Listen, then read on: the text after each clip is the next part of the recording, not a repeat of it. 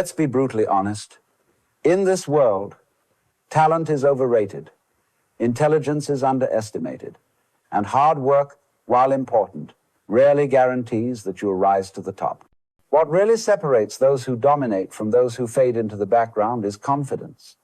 Not the timid kind you read about in self-help books, but the kind of confidence that bends reality, the kind of confidence that makes people stop, notice, and fall in line. Machiavelli understood this centuries ago when he studied kings, generals, and power brokers. He discovered something shocking. People don't follow the best, they follow the bold. Think about it. How many times have you seen someone less skilled, less intelligent, but far more confident take the spotlight, while someone more talented stayed invisible in the shadows? That isn't an accident. That's strategy. Machiavelli knew that appearances, how you carry yourself, how you speak, how certain you seem, matter more than truth.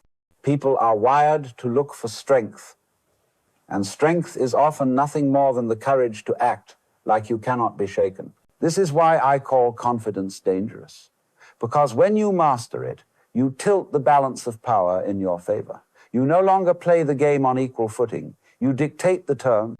A confident person walks into a room and the atmosphere shifts. A confident person says something with authority, and suddenly everyone else hesitates to challenge them. It doesn't even matter if they're right. What matters is that they look like they know. Now, here's the trick Machiavelli would whisper in your ear. You don't need to feel confident to appear confident. He would laugh at the idea that confidence is about positive affirmations or waiting until you believe in yourself. That's weakness disguised as patience.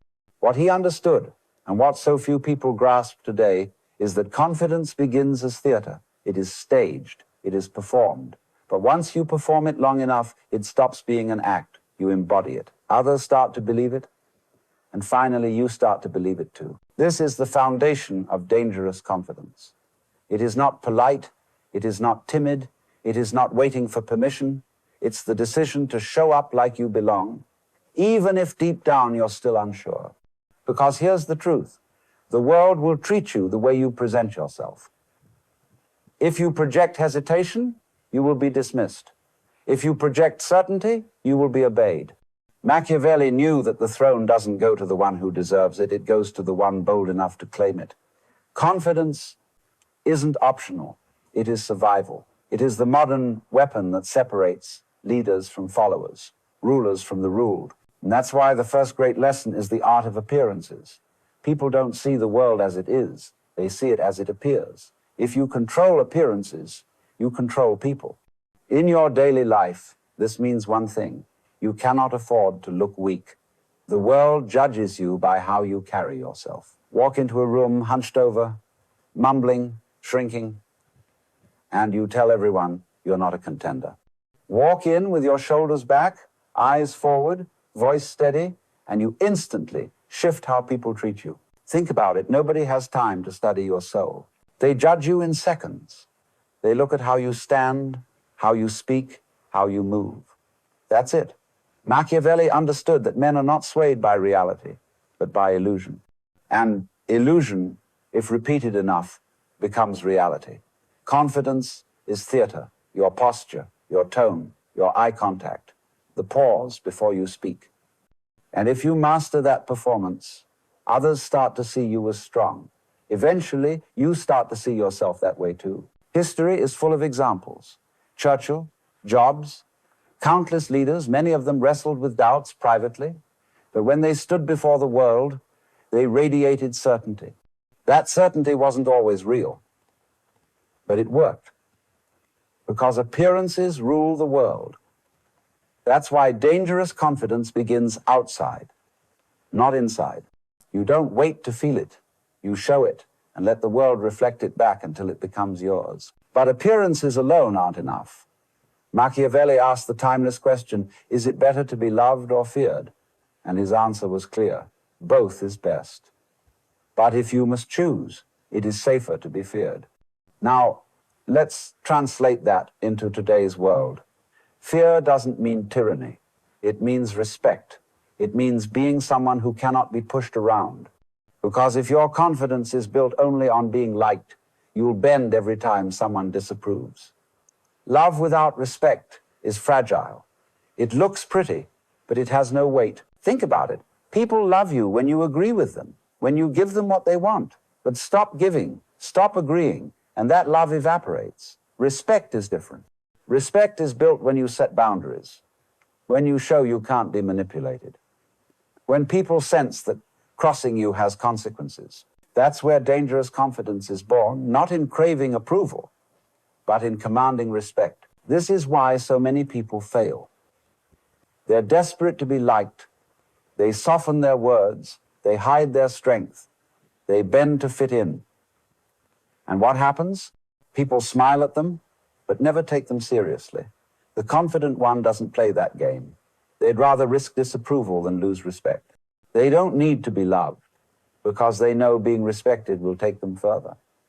And that's dangerous because the one who no longer needs approval cannot be controlled. And then comes the final brutal piece of Machiavelli's wisdom: bold moves. Hesitation kills faster than failure. Nothing exposes weakness more than uncertainty. You can make mistakes and survive. You can fail and recover. But if you hesitate, you show the world you don't believe in yourself, and the world mirrors that disbelief right back at you. Think about your life. Every time you hesitated, an opportunity slipped away. Every time you paused, someone bolder, though less prepared, stepped in and claimed what could have been yours. That's not chance. That's the price of hesitation. Machiavelli knew that fortune doesn't favor the deserving. It favors the decisive. Yes, bold moves are risky. They expose you to criticism, to failure, to the unknown. But hesitation is worse. Hesitation is death before you've even tried. Confidence grows not by thinking, but by doing. Every decisive act you take tells the world and tells yourself that you are a force to be reckoned with.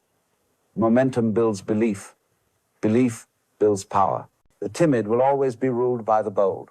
And the bold aren't fearless, they're simply willing to act while fear whispers in their ear. That is why confidence is dangerous. It turns hesitation into action, risk into opportunity, fear into respect, and so we come to the transformation. Confidence in its dangerous form isn't about feeling good inside. It's about reshaping how the world sees you and then letting that reflection reshape how you see yourself. The art of appearances. The choice of respect over fragile love. The power of decisive boldness. This is Machiavelli's blueprint, and it has never been more relevant. So now the question is, will you use it? Or will you keep waiting until you feel ready, while others seize what you deserve? Remember, power does not wait. Confidence does not wait. If you don't step up, someone else will. The throne doesn't go to the most deserving, it goes to the most daring. Step into the role before you feel prepared. Project certainty before you fully have it. Claim respect instead of begging for approval. Move boldly instead of hesitating. Walk, speak, and carry yourself as if the ground itself adjusts beneath your feet. Because once you do, people will treat you differently. The world will bend different, and you will no longer be just another face in the crowd. That is dangerous confidence. And once you wear it, the world will never see you the same again.